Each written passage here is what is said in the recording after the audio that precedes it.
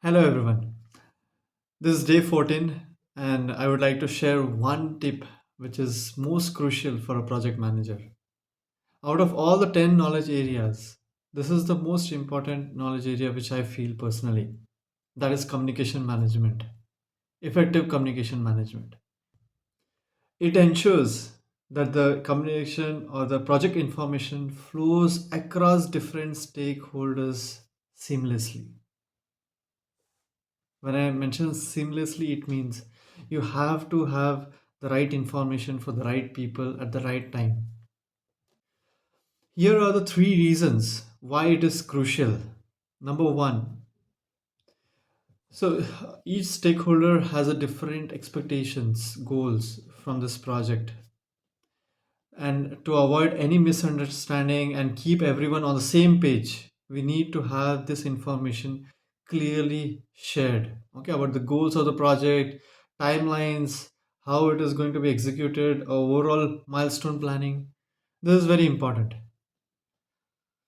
to just keep everyone on the same page. Second is team collaboration. See, as a project manager, you need to build the team, you need to educate the team, you need to manage the team, you need to inspire the team, you need to motivate the team. So all thing is possible only if you have effective communication, where the team can then actually start managing themselves. This is number two. And number three is effective risk management and stakeholder management. So during the course of the project, you have so many risks which are popping up every now and then. It might be technical, it might be management, it might be related to external factors. So many different kinds of risks which are getting up.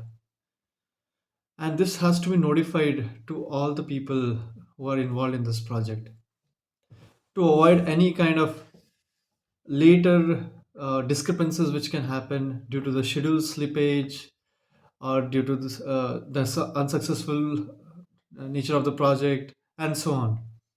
So these are the three reasons why I feel it's quite crucial. And there are three ways, simple ways to do this effectively. Number one, develop a communication plan. It's quite simple. So when you're mentioning out communication plan, you have a column where you write down all the stakeholders which is there in your project. It might be from customer, supplier, internal team, IT, and so on. Like you have all the stakeholders listed down in your list. Next, the next column you should identify what information is very important for them. So it can be about timelines, it can be about your daily updates, it can be about risks, whatever like is there in the project. You need to list it down. That is the second column. For each stakeholder you write those things. The third column you should write is when this information has to be shared. Okay, like weekly, monthly, bi-weekly, whatever timeline it can be. So this is the third column which you need to have. And the fourth column which you need to have is what format. What format you need to share this information. It can be email, it can be reports, it can be documents. So what is the format in which they are looking at this information? So this is tip number one, develop a communication plan. Two is using the clear and concise language.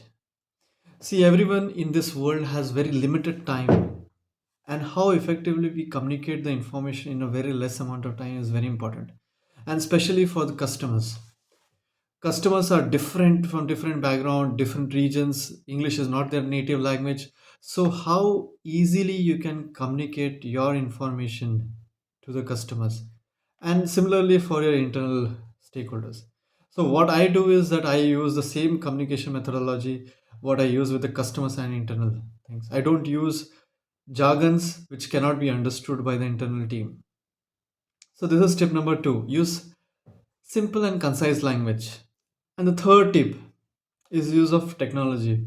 See, nowadays it's quite crucial with your team, with your stakeholders, with your customers, you can use that leverage of your technology.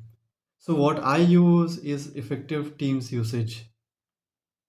See, Teams, it's quite effective to actually pass on the information fast rather than sending every now and then emails to everyone about this thing, that thing, this is required, that is required. You can have effective usage of Teams where you can just put the message and that delivers to the front person addressing him. So that way it is quite faster means of communication, which I feel. So friends, by using these tips, you can have effective and efficient communication and transparent communication with the stakeholders. What are your tips for effective communication management? Kindly type it in the chat window. If you like the video, please subscribe and share with others. Until next time, signing off, Ajay Tiwari. Thank you.